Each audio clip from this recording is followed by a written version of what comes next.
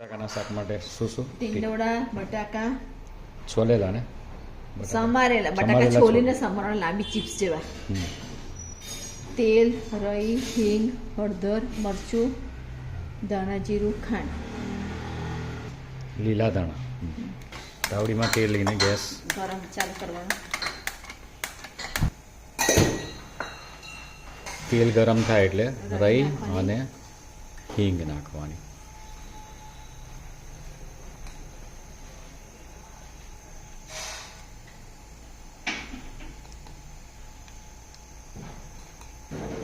રઈ તતડી ગઈ. હવે હિંગ નાખવાની. પહેલાં હિંગ ના નાખી? રઈ તતડે પછી હિંગ, પછી હળદર, પછી સમારેલા ટીંડોળા બટાકા. ગેસ ધીમો કરી દેવાનો. મીઠું,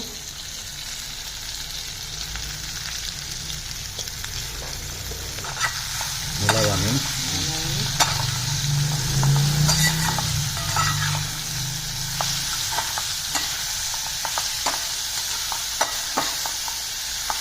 હલાવ્યા પછીથી થાળીમાં પાણી લઈ ઉપર મૂકી દેવાની. 10 મિનિટ પછીથી શાકને હલાવવાનું ફરી મૂકી છે. એક બાજુ દાળ ઉકળવા મૂકી છે, એક બાજુ શાક ચડવા મૂક્યું છે. 10 મિનિટ થાય એટલે શાકને હલાવી દેવાનું. હલાવ્યા પછી મરચું, ખાંડ, થોડુંક ધાણા જીરું નાખવાનું, લીલા ધાણા નાખવાના. ત્યાં સુધીમાં દાળ બાજુમાં ઉકળી જશે, બે જોડે થઈ જશે. વચ્ચેના ટાઈમમાં બધું સાફ કરી નાખ્યું, ચોખ્ખું પેપર ફેંકી દીધું. ગેસ દાળ ઉકળી ગઈ. હવે ગેસ બંધ કરી દીધો. પતી ગઈ વાત. બરાબર છે. શાકને જોયું આપણે ખોલીને તેલ હલાવ્યું. તમે તમારી જો બટાકા ચડ્યા હોય તો ચડી ગઈ.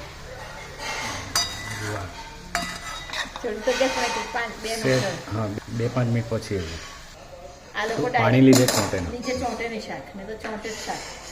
બોલ. હવે આ શાક ચડી ગયું છે ખોલીને બોલતો. એમાં